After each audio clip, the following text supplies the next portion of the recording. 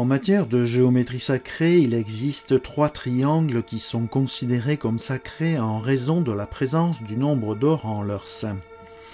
Ces 3 triangles sont le triangle d'argent, appelé également triangle divin. Phi, le nombre d'or, apparaît dans le rapport entre la base et l'un des 2 côtés de ce triangle.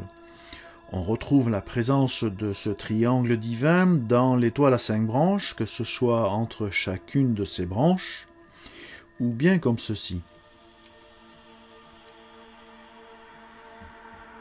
Le second triangle est le triangle d'or, qui est également appelé triangle sublime.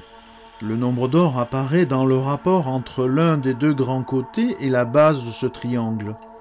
On le retrouve également dans l'étoile à 5 branches, à ce niveau-là, et aussi ici. Enfin, le 3e triangle est tout simplement la pyramide sacrée que l'on retrouve en Égypte. Le nombre d'or apparaît dans le rapport entre l'un des 2 grands côtés de la pyramide et sa demi-base. Nous allons maintenant voir comment dessiner chacun de ces 3 triangles sacrés.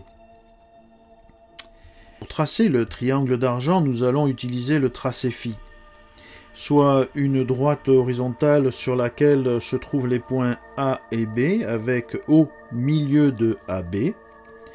Nous élevons une droite perpendiculaire en B, puis nous traçons un arc de cercle en B de rayon OB. Nous obtenons le point C.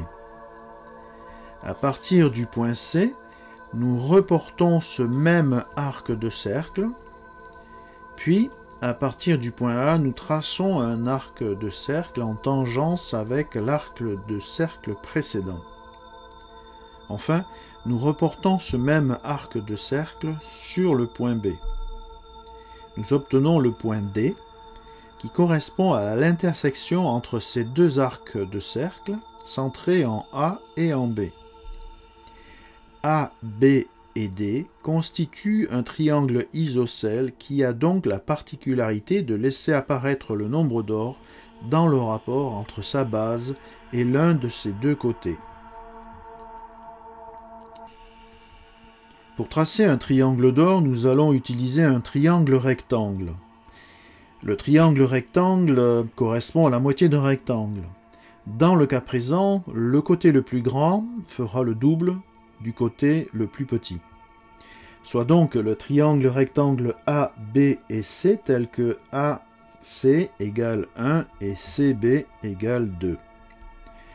Nous allons tracer un arc de cercle de centre A et de rayon AB. Nous obtenons le point D dans le prolongement de AC. Ensuite, à partir du point C, nous allons tracer un arc de cercle de rayon CD. Arc de cercle que nous reportons aussi en B. L'intersection entre ces 2 arcs de cercle nous donne le point E. Les points B, C et E constituent un triangle isocèle dont les proportions sont en accord avec le nombre d'or, car le rapport EB divisé par BC égale 1,618, tout comme EC divisé par BC égale 1,618. Tout comme le triangle d'argent, la pyramide sacrée est un triangle isocèle dont la base est plus grande que ses 2 côtés. Sauf que là, le nombre d'or est présent dans le rapport entre l'un de ces 2 côtés avec la demi-base. Nous allons voir 3 approches différentes pour dessiner une pyramide sacrée. La première repose sur un carré A, B, C et D, qui pourra faire 18 cm de côté par exemple sur une feuille A4. Nous allons ensuite tracer cette droite DE pour positionner ce cercle en F. À partir du point D, nous traçons un arc de cercle en tangence à ce cercle. Nous reportons ensuite ce même arc de cercle en C. Cela nous donne le point G au niveau des intersections entre ces 2 arcs de cercle. Les points C, D et G forment une pyramide sacrée. La seconde approche prend également appui sur un carré, sauf que là, nous allons tracer une droite à ce niveau-là pour obtenir le point F. À partir de ce point F, nous traçons ensuite un arc de cercle de rayon FE. Nous obtenons le point G sur la médiane verticale. Ensuite, nous reportons avec le compas le segment OG en E. Nous obtenons le point H sur le carré. Nous pouvons alors tracer un arc de cercle en C de rayon CH, que nous reportons en D.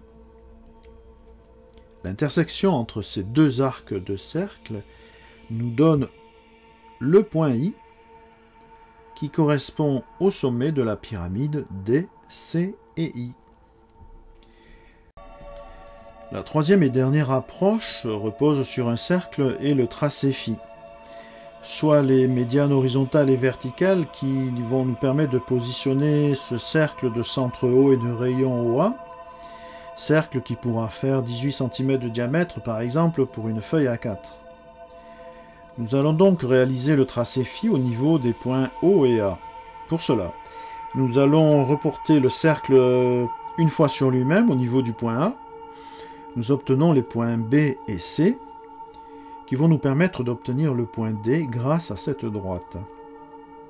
À partir du point A, nous allons tracer un arc de cercle de rayon AD, ce qui va nous donner ce point E sur cette droite qui est perpendiculaire en A.